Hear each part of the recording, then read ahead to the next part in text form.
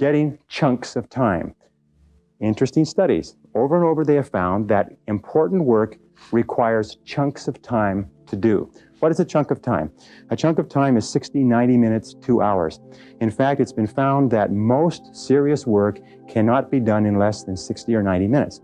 So when we look at the work styles of highly effective people, successful people, the ones who make the most money, the ones who graduate or are promoted the most rapidly, you find that they have developed a habit of cutting out blocks of time where they can work without interruption. Now here's an example. There's several examples that you can use. One of the examples, and one of the ways that I do it, is that I get up early in the morning. Sometimes I get up at 5 a.m. and I'll work for 2 or 3 solid hours. You can get an entire day's work done in 3 uninterrupted hours. As a matter of fact, again, we have found that it's impossible for you to do creative work and administrative work at the same time. If you have creative work to do, reports to do, proposals, anything that requires a sustained period of time to put together, you cannot do it at the desk when the telephone is ringing and people are coming in. You cannot do administrative and creative work together. You have to break them apart. In the office, you do administrative work and you cut away chunks of time for the important stuff that affects your future. One of the things that I do is I come into the office an hour early. I can clear off in 1 hour, I can do half a day's work. Another thing that you can do is stay at the office at lunchtime. Work at your desk. At lunchtime sometimes is the very best time to work. And by the way, if you work from 12 to 1 and then go out for lunch, you'll find that you can get in anywhere, that you don't have any wait, that you can get in and out and back to work quickly. A third is stay late. Sometimes just working from 5 to 7, you'll do an entire day's worth of work. By the way, with regard to travel, I travel a lot and more people travel by air. 1 uninterrupted hour on an aircraft, if you're properly organized with all of your work in your briefcase, is worth 3 hours in your office. I always try to sit next to a window. If you sit next to a window, you can bury yourself in your work. You have no interference, people not walking over you, but you can get an enormous amount of work done on a plane. As a matter of fact, much of this course that we're talking about today was done on airplanes. Number 16 is to use what we call transition time. Remember this, is that you will always be paid in life for the value of your contribution. And if you want to earn more, you must learn more. And the most successful people are those who are continually taking in new information, continually learning more, continually taking every opportunity to keep current with their profession and to advance their knowledge. In fact, the knowledge in every single field today is doubling every 5 to 7 years, which means that whatever you're doing, in order to stay even, your knowledge has to double every 5 to 7 years. Now, it's simple to do this. The basic rule is this: you should or you must spend an hour every day investing in your own mind, investing in yourself. You must take an hour every day and read and study and take notes. If you're doing less than an hour a day, you're falling behind. If you do 2 hours a day, you put yourself on the side of the angels. Now, here's some of the ways that you can get this extra learning time, this extra working time, this extra personal growth time. First and most important of all is driving or traveling to and from work. If you drive, the average driver today drives 12 to 25,000 miles a year. That's the equivalent of 500 to 1,000 hours a year. And of course, if you're on the Los Angeles freeways, it's about 1,500 hours to 2,000. But that is the equivalent of 12 to 25 40-hour work weeks. That's the equivalent of 3 to 6 months of work weeks. That's 1 to 2 university semesters. You know, the average person, of course, is not you, because the people who watch videotapes like this are usually the cream in any organization or any society. The average person sits there and listens to the radio all the time. You can become one of the best educated people in your profession simply by listening to audio cassettes going to and from work or to and from errands.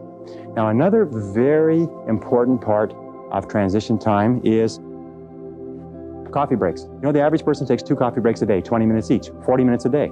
40 minutes a day times 5 days a week is 200 minutes. 200 minutes times 50 weeks a year is 10,000 minutes. 10,000 minutes is 166 hours. 166 hours is over 4 full 40-hour weeks. Now, what does that mean to you? It means that if you just decide that you're going to read on a particular subject at your coffee breaks for the next year, you will be an expert on that subject before the year is out. Just when you sit down with coffee, make sure that you have something to read, whether it's time management or goal setting or personal communications or your profession. If you wanted to be an outstanding salesperson, if you just read on your coffee breaks 20 minutes in the morning, 20 minutes in the afternoon and applied what you learned, you could double your income in less than a year. And most people sit there on their coffee breaks and they read the sports page and they don't realize that their life is passing them by. And you know what the average person does? They waste this time.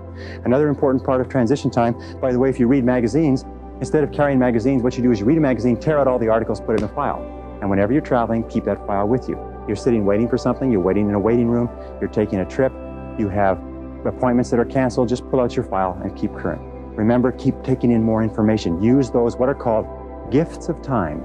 These are gifts of time that are given to us by God, and we can do anything we want with them. But high-performing human beings use those gifts of time as though they were precious, and low-performing human beings do not. Which do you want to be? Okay, the next is what we call telephone. You know, the telephone is interesting. Telephone is an essential part of our lives, but as we said a little bit earlier, we are conditioned from our teenage years to look upon the telephone as a social tool. It's something that we look forward to getting onto because we associate it with romance and fun and communications with people that are important to us. As adults, however, we have to change our thinking 180 degrees. We have to realize that the telephone is a business tool. The telephone is a business tool. It's like a computer, it's like a typewriter, it's like a photocopier. It may have other uses, but it's a business tool. So here's the rule with using the telephone. Get on and get off fast. See how fast you can get on and off the phone. Control your telephone calls, as we said before. Let other people, let your telephone calls get batched so that you can call them back and you control the calls. Call back at their lunchtimes. Call back at the end of the day. Call back so you control the time. Now, when somebody calls you and you take the call, here's the key question. Always ask, what can I do for you? They'll always have a tendency to say, hi, how you doing? How's things going? How's the weather out there? You say, fine, what can I do for you? And get straight to the point of the phone call. Another thing that you can say is, how can I help you? And make it very, very clear that this is a business call. If you're going to be making phone calls, look upon a phone call as a meeting by wire. And what you do is you make an agenda for the meeting. What many people do, if you talk to people all the time, keep a file on that person. And when you think of calling that person, take out the file and work on your agenda. Go down the agenda. When you completed the agenda, you say, thank you very much. I'll let you go now. I know you're busy. And hang up the phone. What do you do with talkative people? Talkative people, you say, excuse me, I've got another call coming. I've got to run. If that doesn't work, you say, my boss is calling me. If that doesn't work, hang up the phone in the middle of the conversation as though the phone line has been cut off. The person probably won't even pay any attention to it because they're so used to being cut off by other people.